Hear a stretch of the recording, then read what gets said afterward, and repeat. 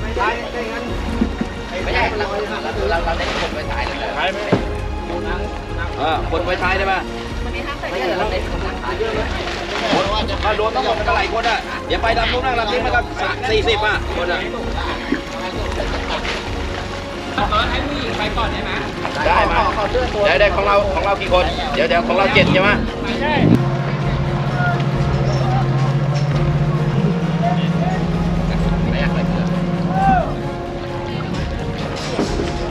หนูนั่งอย่างนี้แล้วก็หันเอาขาไปด้านหน้านั่งถูๆนี้มาแล้วโอ้ยโทรศัพท์เอามาให้เลยดิดูนะโอ้เอาตั้งแต่มาพอดีเลยนะ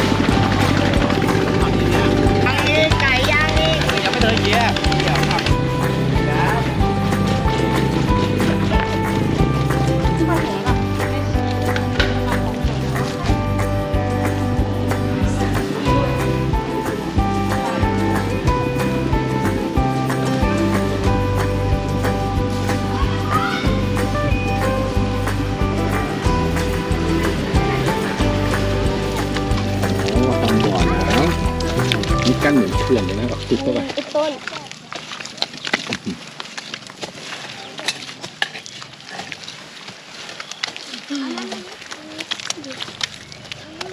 แฉะก็ต้อง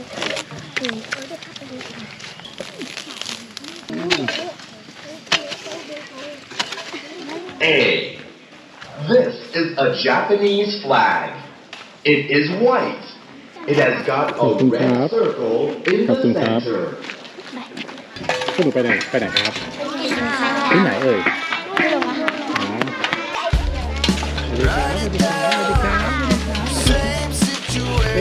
กินไม่หมดแบ่งบ้างนะหิวเหมือนกัน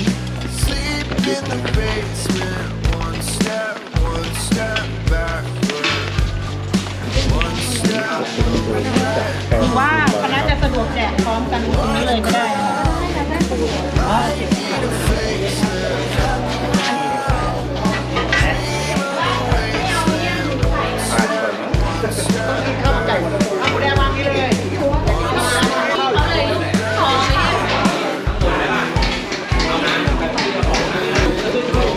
อันนี้หรออันนี้ช็อกโกแลตนั่งกินดีๆ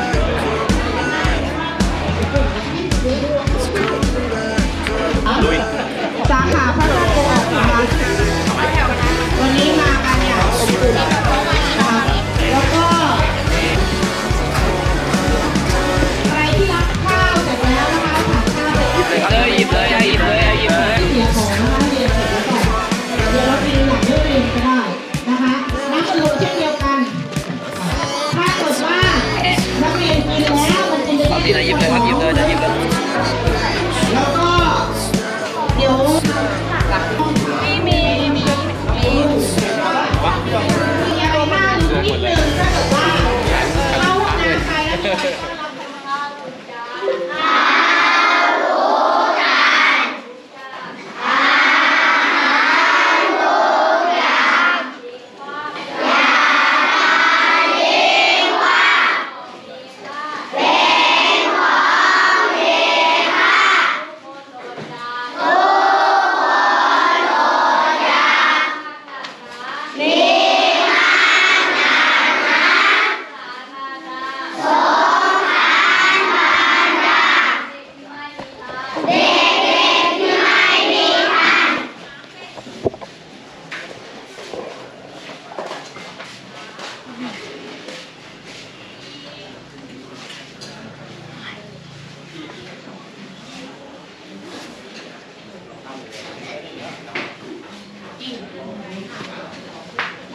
รับประทานอาหารได้ค่ะ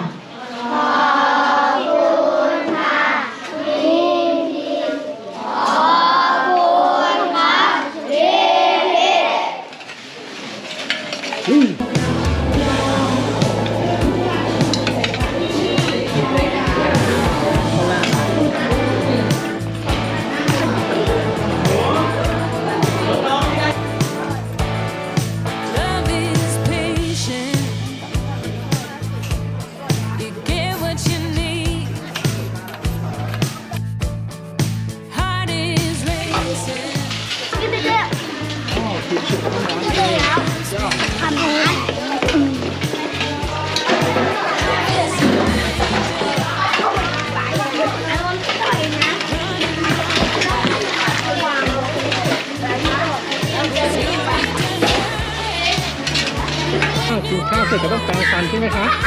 หนูแปรงเลยหนูแปรงเลย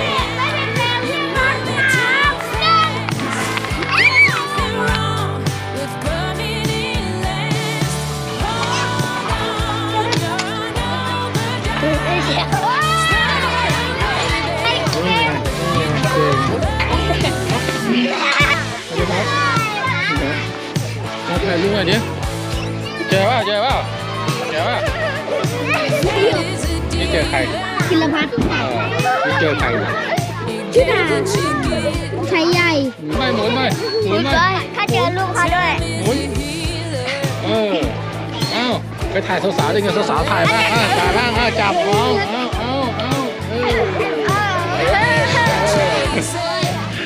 ขอบคุณครับ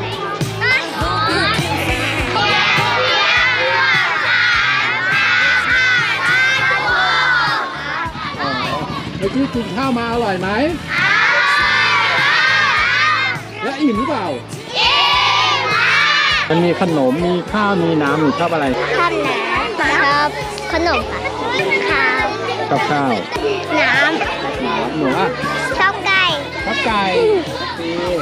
ไก่ชอบอะไรบ้าง หนูชอบไก่ ชอบไก่แล้วหนู หนูชอบเสือ ชอบเสือหนูจะกินเสือไปกี่ตัวเมื่อกี้มีเสือให้กินด้วยเหรอลุงถามว่ากินข้าวเมื่อกี้หนูชอบอะไร ไก่ ชอบไก่ไก่มาร้องยังไงอ๋อนี่ไก่ป่าด้วยน้องไงตากล้องดีครับ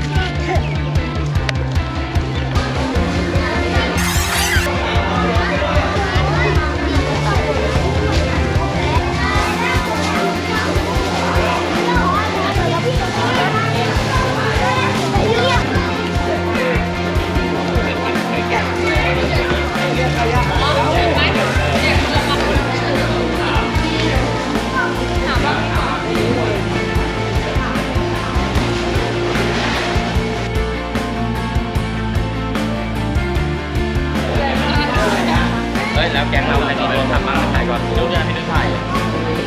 ดีต้องถ่ายเป็นนั่งร้านคนเดินขนมอ่ะ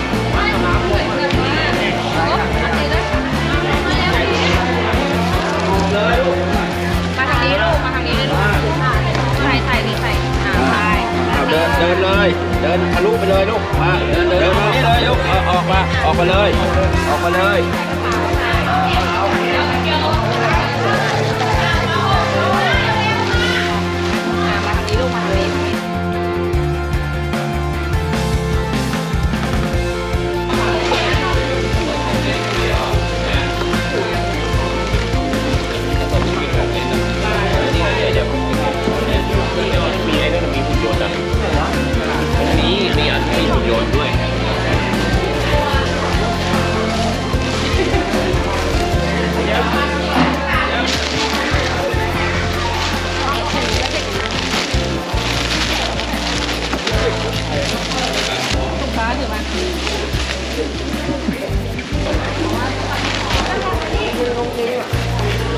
ดีใจไหมเนี่ย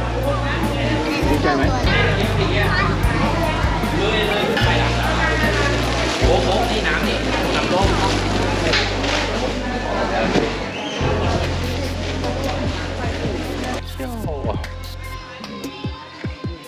ขอบคุณครับ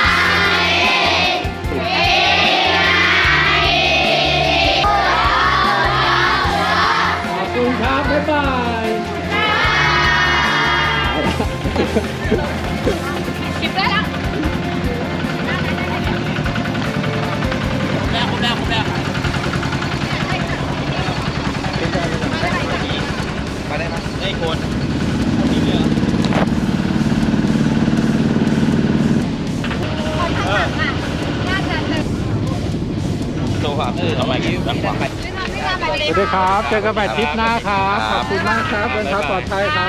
บ อ๋อนี่ลงนี่ ต่อน้าหวังขอบคุณครับขอบคุณครับเจอกันใหม่ทริปหน้าครับไปเลย ไป